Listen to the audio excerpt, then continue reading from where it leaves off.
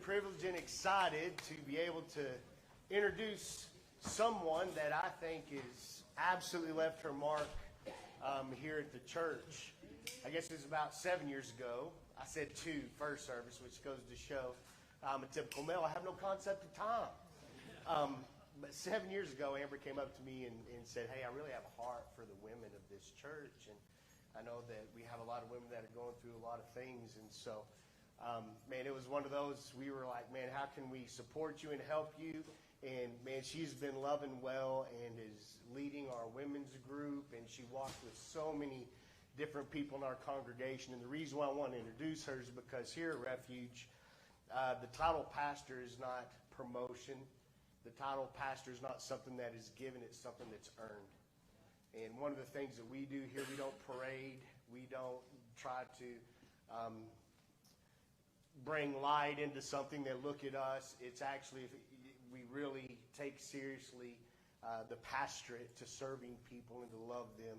In fact, it was a long time before I'd allow anyone to call me pastor because I had this idea that, no, I don't want to be called pastor until a man came to me and said, hey, Pastor Travis. And I said, no, I'm not Pastor Travis, I'm just Travis. And he started crying. He said, no, I need you to be my pastor. And that's the difference here. And so it is an honor for the first time to be able to say here at the Refuge that, man, she's become this. She's become a pastor of many people here. So, ladies and gentlemen, please welcome with me Pastor Amber Rich.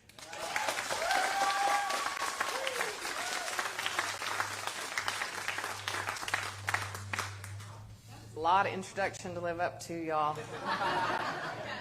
Let me tell you, starting women's group was not nearly that elegant, and I didn't know what I was doing. I just was like, hey, I love this book, I want to study this book, and they were like, okay. So 3 years later, we finished that book. And then somehow, because God has a sense of humor, we started it again this year.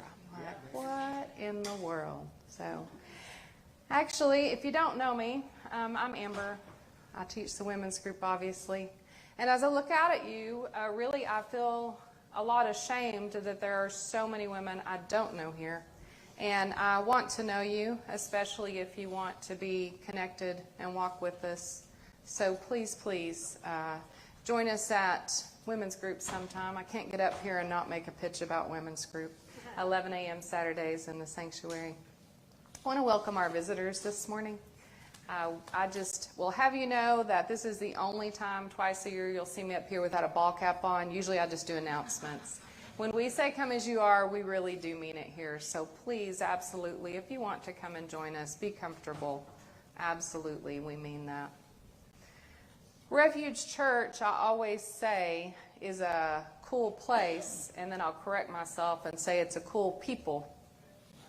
There's something special and fierce and authentic about Refuge. I totally believe that those people in the Bible, those friends that cut the hole in the roof and lowered their friend down to Jesus, those were totally Refuge people, y'all. Refuge has such an authentic culture. It's my personal belief that it's because we have such a gathering of people in recovery that have learned to be authentic and to walk alongside others in their struggles is life and death matter. And they teach the rest of us that same thing. So I'd like to start today with a quote from our captivating book that we study in women's group. John Eldridge and Stacy Eldridge are the authors. But the quote to start today when we talk about the women is, now we are on holy ground. Let me give a more intimate welcome to the women here, especially the ones that did not want to come today. We are honored that you came. We know that some people end up at Refuge because they lost a bet. You know, that didn't go over very well in first service, so now we know which service those folks are going to. Mother's Day is hard for some. And we want you to know that we see you today. And within our community of women here and all over, anywhere you meet, we have women grieving children. We have women with estranged adult children, out of touch due to relationship issues or addiction. Those that have lost their mother, no matter how long ago or how recently. Those wishing for children, those with an empty nest or dealing with divorce or related grief and loss. Mothers separated from their children for whatever reason. Those that have lost a child or other related loss or grief.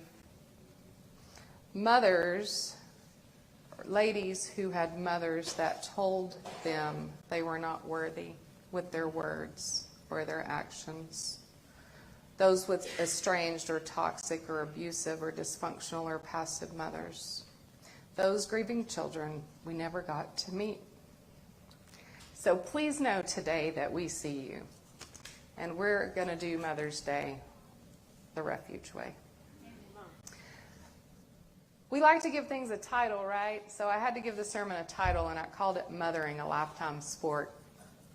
And if you'll just stick with me today, even the men, what I hope to do is, of course, honor the ladies. The dude's already left to get a donut, y'all. We want to see what we can learn about women. And more than that, we want to see what we can learn from them. So this morning, I hope that you can be encouraged, expand your understanding and perspective and definition about the term mothering. The dictionary tells us that that is kind and protective care. We want to change your perspective a little bit regarding women and all of our mysteries and complications. As I say a lot at home and at women's group and all of this. We want to learn, everybody, how to be more intentional about seeing others and reaching out. And as a note to those who don't think they could or should mother anyone, we always say it takes a village to raise a child. But Lord knows at Refuge, it takes a village to raise each other. There was a funny Mother's Day card that I've seen throughout the ages. I'm 50 now, so I can say that. And it said, Mom, we've hired a few people to fill in for you while you relax on Mother's Day. And of course, there was a whole group of people. In the little cartoon, there were 8. A maid, a nurse, a fortune teller, a chauffeur, a clown, a teacher, a chef, and a priest. For meeting with the ladies group these past years, we think that we should add a laundry person. That tends to never go away. I don't know what it is about the darkness of laundry, but I also describe all these as hats that women wear.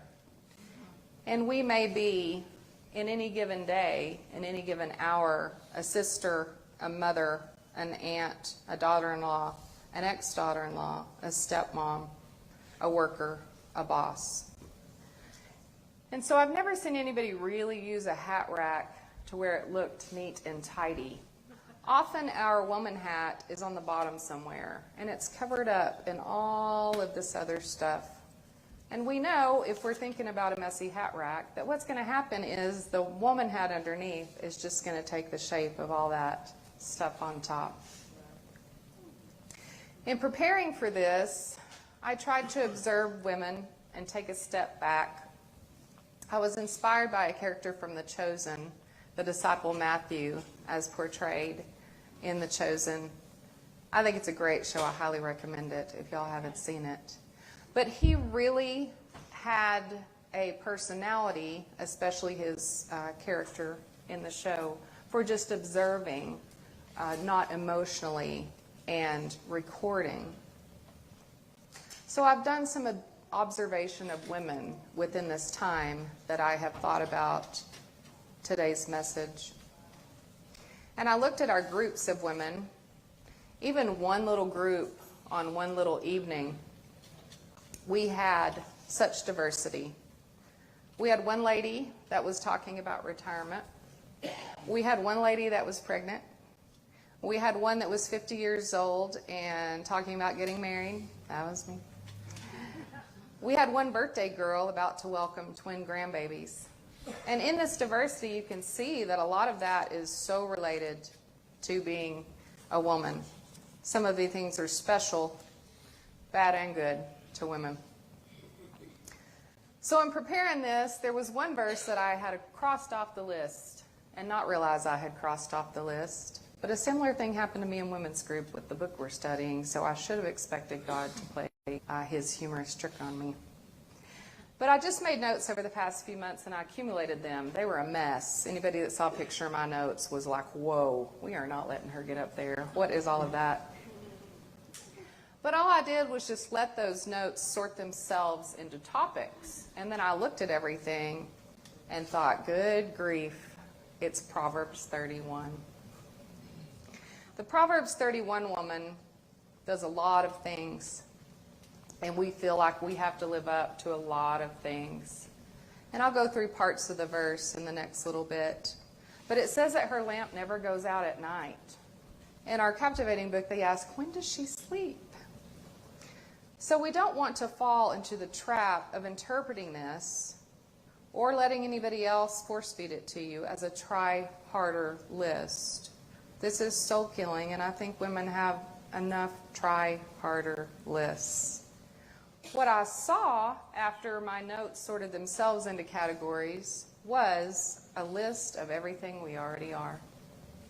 Proverbs 31 is a list of all our best and most valuable attributes.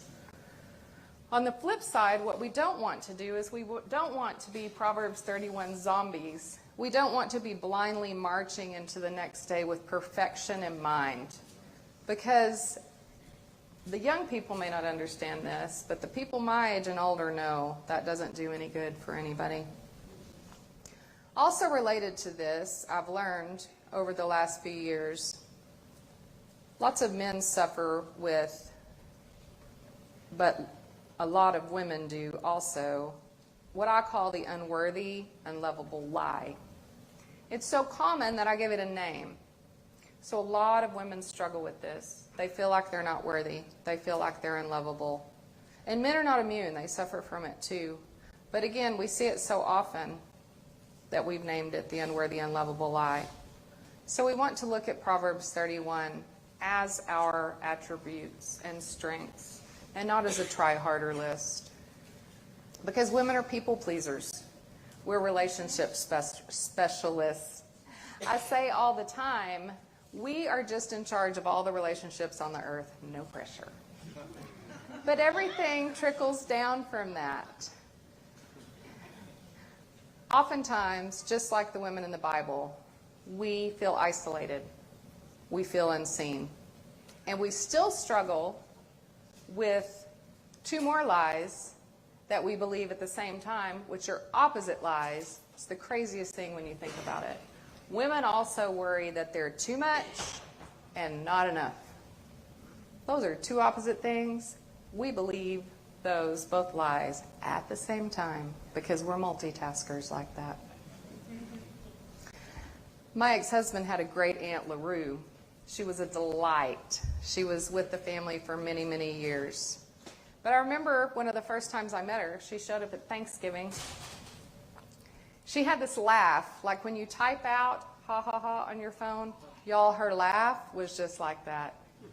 If I tried to duplicate it for you, first it would be really scary, and it definitely wouldn't do it justice. It was amazing. She was amazing.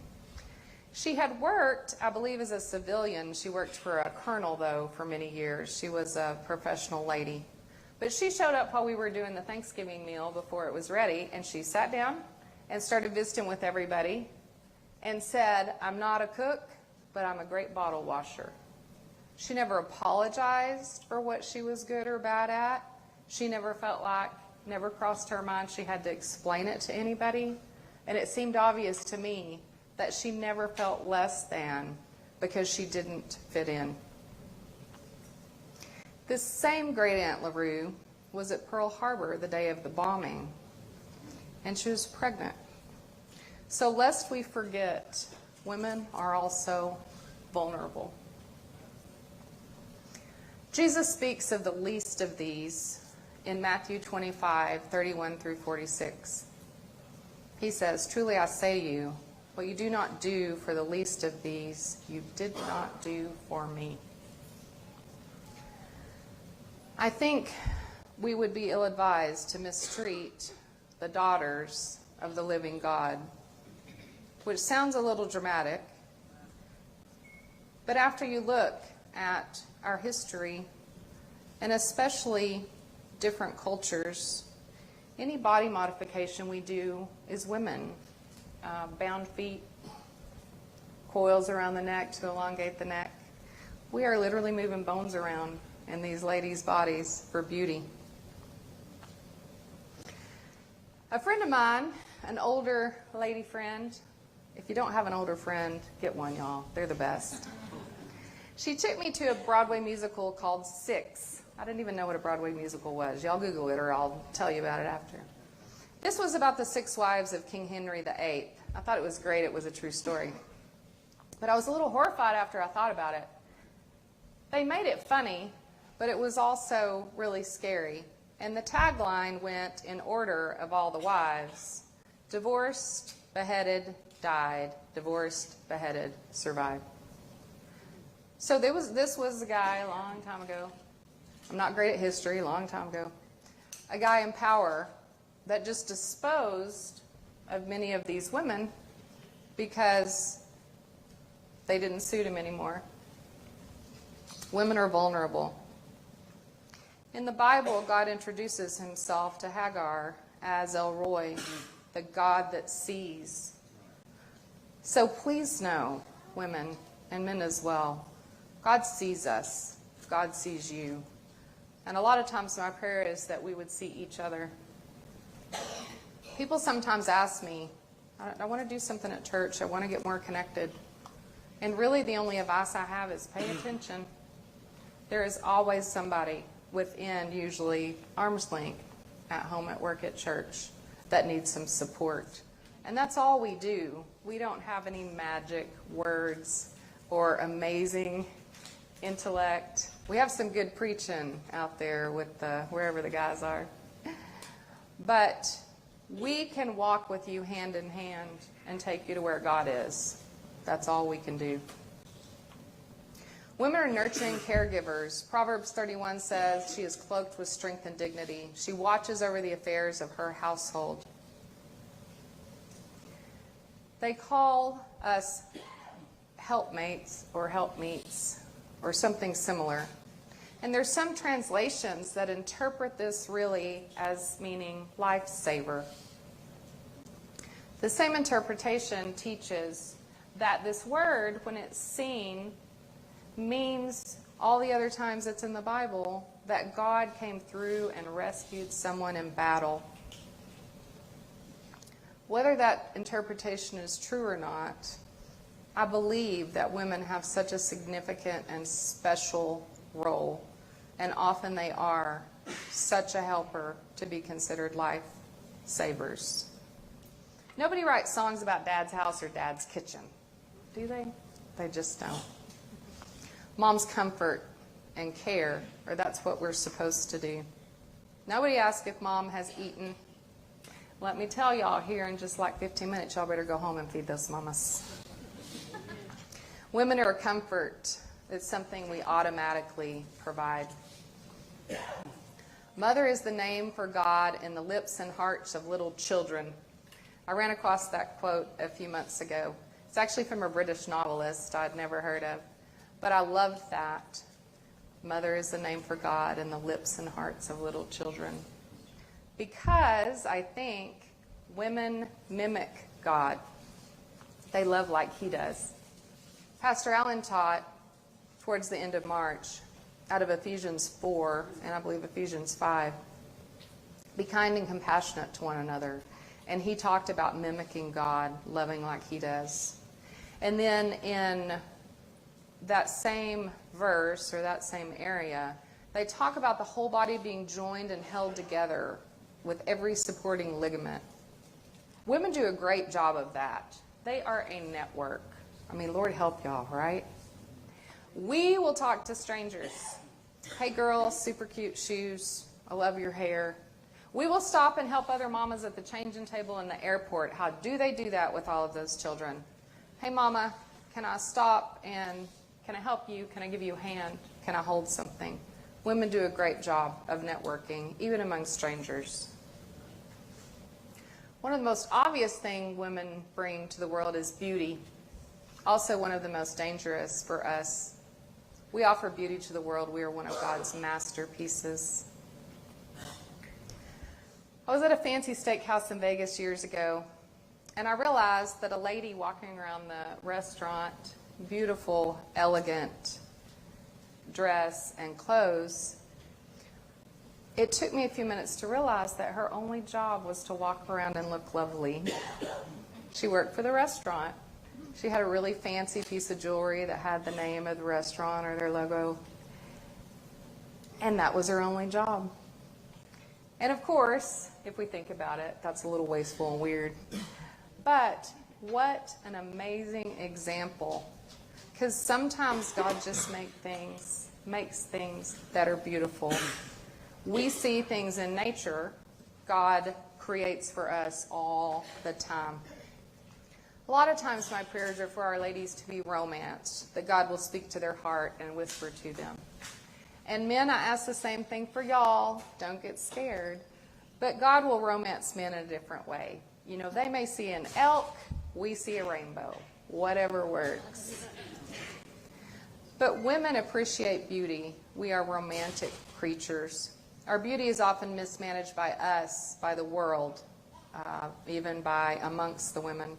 We have a lot of instructions. We have a lot of dating advice for women. We have a lot of beauty advice for women. We look back on the decades of marriage advice back in the day, and modern women, I guess we'll call us, are a little bit horrified by it. There's so many opinions about our beauty and so many lifetime wounds as a result. Ladies, you probably have something in your head, some unkind thing about your beauty that someone has said to you over the years. But I'm going to follow that up with another quote from our captivating book to remind us that beauty does not have to be conjured. Even while we know we worry too much about it, we sometimes still worry too much about it. Women are a little bit more complex than that. It occurred to me a few weeks ago, I was explaining to somebody about the shampoo that you buy to wash all the other products out of your hair every few weeks. Especially my hair takes a lot of products. And it struck me, it was so funny. We women, we have shampoo for our shampoo, y'all. We have shampoo for our shampoo. And then we want to say that we're not complicated, but both of them can be true. But we need to remember the part of Proverbs 31. Charm is deceptive, beauty is fleeting, but a woman who fears the Lord is to be praised. You know, we also know that mothering is messy, and so are we. I have a keychain with a sand dollar on it that my son gave me when he was little, and I realized afterwards that he got it he found it in a parking lot. He's 21 now, and he doesn't try to do that, I don't think. We'll see. Also, a different Mother's Day when he was little, he wanted to wash my windows of my car for Mother's Day. Okay, apparently this has happened to some of y'all. I didn't know. So afterwards, I went to have the oil changed, and I'm waiting in line, and the guys come out to clean the windshield as part of their extra little service. And I'd forgotten about the windows. And they start looking at each other and looking at the windshield. Apparently, they thought I had been the victim of a crime. I just stuck my head out the window and said, my little boy washed my windows for Mother's Day. And they were like, oh, okay. We get it. We get it. Mothering is messy. If you look at the moms portrayed on like TV and movies in years ago, they were perfectly put together. The ladies had their heels on and their lipstick on, and their meals were hot, and the kitchen was clean. And I'm so glad that now, at some point, we have embraced. Sorry, I hear a little words of agreement within. So it sounds like y'all are also relieved with me that we have embraced, as a world or whatever, more of a mess culture. Because heaven knows that is a more hopeful thing and a more authentic thing. Because we don't want to be using our energy and our time on trying to achieve perfection. Women are pack animals. We go to the bathroom together. We don't know why. Don't ask us why. I did realize, though, that maybe dudes don't go to the bathroom together because they don't have like a couch and a vanity to sit at. Dudes don't make friends in the bathroom. We do. I can't explain it. It just is. And I know you ladies have done this before.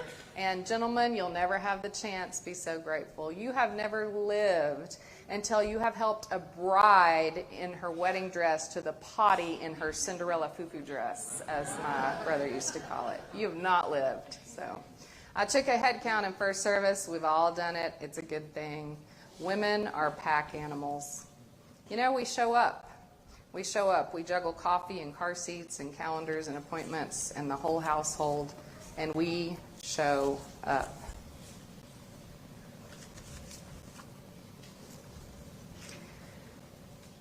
The last thing that I want to talk about today is the idea of our legacy, along with redemption. At Refuge, we have the privilege of seeing so many stories of redemption right before our eyes. Along with that, we need to be reminded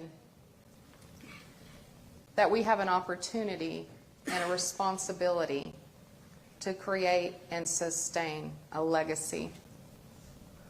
It's our honor, men and women both, for our church to create a legacy in our household, to create a legacy among our generations, our children, our workplace. And maybe some of the people beforehand did not do a great job of it. Maybe some of the people beforehand were awful. But here we are, and we're going to show up and create that legacy for our children. Talk about redemption showing up at Refuge before our eyes. In the Bible, there was a woman with an issue, a health issue, for 12 years. It was a bleeding issue. It wasn't even anything that could have occurred to anyone but a woman. It would not have happened. 12 years. We have a lady here at Refuge that was without her children for 12 years. And God has reconciled that and redeemed that.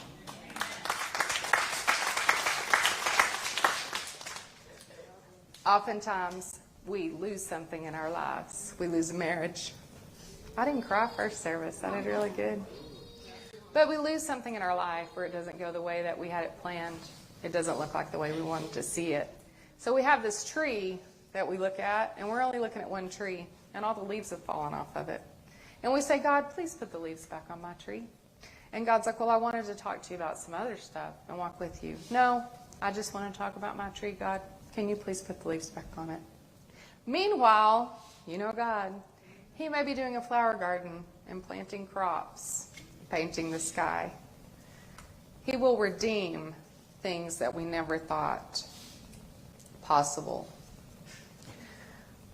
Women are the memory keepers, the gap fillers. We do have the ability and the honor of creating generational legacy. So today I give you permission this week, this year, as long as you want to do it, to act in love, to nurture and comfort, to be a kind caregiver, to intentionally observe and see and draw close and hold space no matter who you are. I give you permission to mother. I'd like to close today with a portion of Matthew 5, 3 through 9. And if you'd like to stand as a group, if you'd like to bow your head, you can. I'm going to read it as a prayer and a blessing, both. The Beatitudes, a portion of those. Blessed are the poor in spirit, for theirs is the kingdom of heaven. Blessed are they that mourn, for they shall be comforted. Blessed are the meek, for they shall inherit the earth. Blessed are they who hunger and thirst after righteousness, for they shall be filled. Blessed are the merciful, for they shall obtain mercy. Blessed are the pure in heart, for they shall see God. And blessed are the peacemakers, for they shall be called the children of God. Amen. Bless all of y'all today. Thank you for joining us.